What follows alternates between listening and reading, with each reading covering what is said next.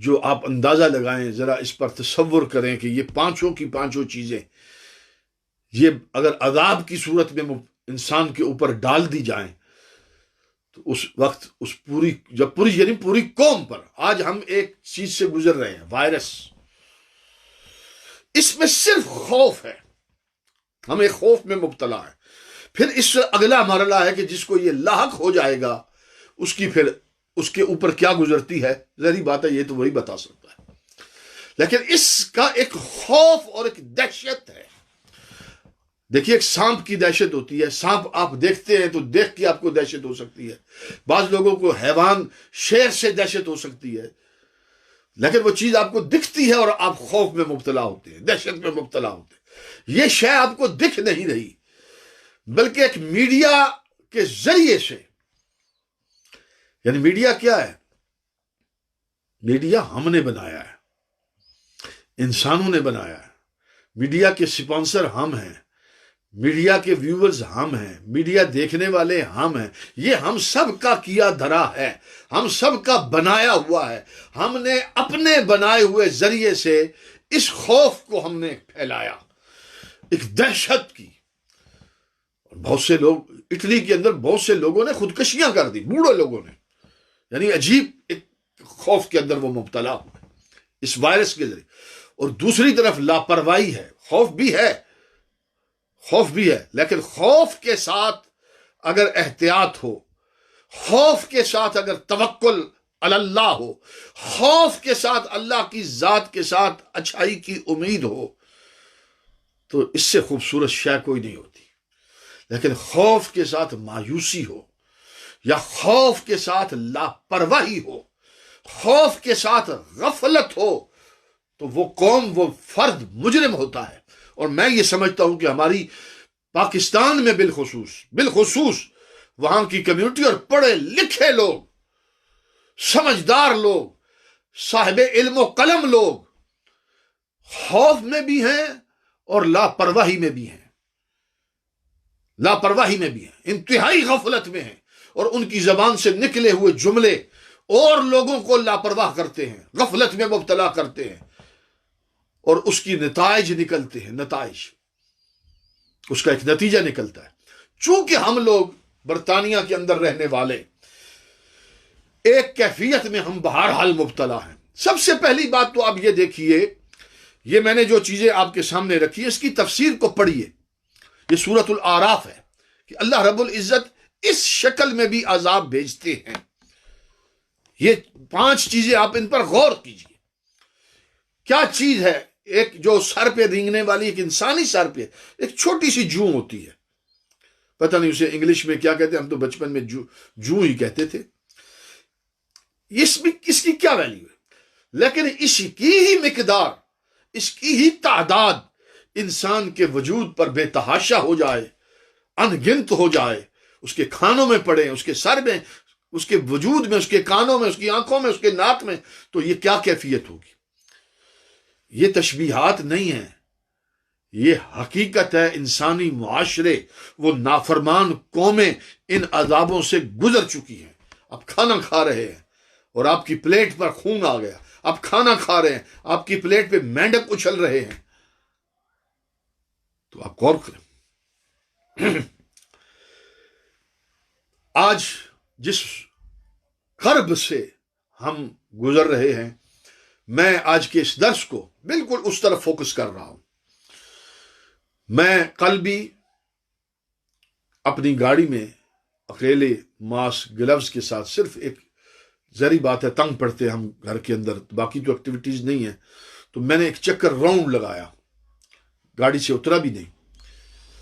تو میں نے، یہاں ہماری انگلش کمیونٹی رہتی ہے، اس ایریے میں بھی میں گیا، اور جو ہمارے مسلمان جس جگہ پہ رہتے ہیں میں وہاں بھی گیا۔ عجیب منظر میں نے دیکھا اور مجھے خدا قسم حیرت ہوئی، مجھے بہت حیرت ہوئی کہ یہاں پر مسلمان ایریوں میں ہماری مائیں، ہماری بہنیں، ہماری بیٹیاں، بچے جس تعداد میں وہ نکلے ہوئے ہیں، دکانیں بند ہیں، صرف فوڈ سٹور کھلے ہیں، باقی سب ختم۔ لیکن ابھی تک مجھے حیرت ہے، ان کی شاپنگ مکمل نہیں ہوئی، وہ کیا چیزیں روزانہ خریدتی ہیں. گھر کا ایک فرد بھی جا کر شاپنگ کر سکتا ہے. لیکن حیرت ہے، کچھ اسٹوروں میں نے دیکھا کہ لوگ بیٹھے ہوئے بیٹھ کے گپے مار رہے ہیں. میں نے حیرت ہے مجھے، اب میں اس پر زیادہ کیا. اور پاکستان کی حالت، مجھے اس پر حیران ہوں کہ گورنمنٹ کے اپنے ان لوگوں کو خود سمجھ نہیں آ رہی کہ کیا فیصلہ کرے. کم از کم لائف سٹائل کو بدل لیجئے، یہی سب سے بڑا فیصلہ ہے. میں نہیں کہتا کہ کسی نے روزی کمانے جانا ہے تو وہ کیا کیا جائے. لائف سٹائل کو بدلا جا سکتا ہے. لائف سٹائل کس طرح بدلا جائے؟ اس کا مطلب ہے کہ آپ اسلام کی تعلیمات پر آ جائیں. وہی بہترین لائف سٹائل ہے جو اسلام دیتا ہے. اسلام نے جتنی پاکیزگی، جتنی صفائی اور ستھرائی کا حکم اسلام نے دیا ہے، دنیا کے کسی بھی مذہب کے پاس، دنیا کے کسی نظام کے پاس اس طرح کی صفائی اور ستھرائی نہیں ہے. کچھ چیزیں میں آپ کو بتاؤں، بلکہ بتا دیتا ہوں.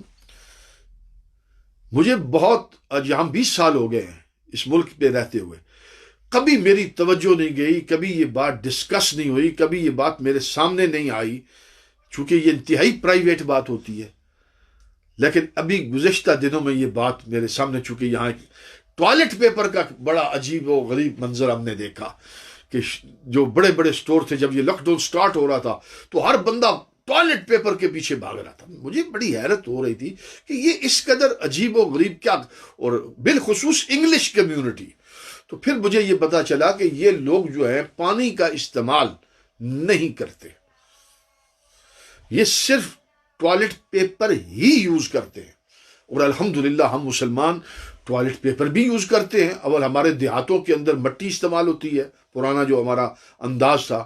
بہرحال پانی کا استعمال جو ہے وہ لازمن ہوتا ہے، اور اس سے جو نظافت، جو پاکیزگی پانی سے حاصل ہوتی ہے وہ کسی اور چیز سے حاصل نہیں ہوتی. کہنے کا مقصد یہ ہے، اسلام ایک آپ کو ایسی صفائی اور ستھرائی کا درس دیتا ہے. کھانا کھانے سے پہلے ہاتھ دھوئیں، کھانا کھانے کے بعد ہاتھ دھوئیں. دن میں 5 دفعہ تو وضو ہے، دن میں 3 دفعہ تو آپ نے کھانا کھانا ہے.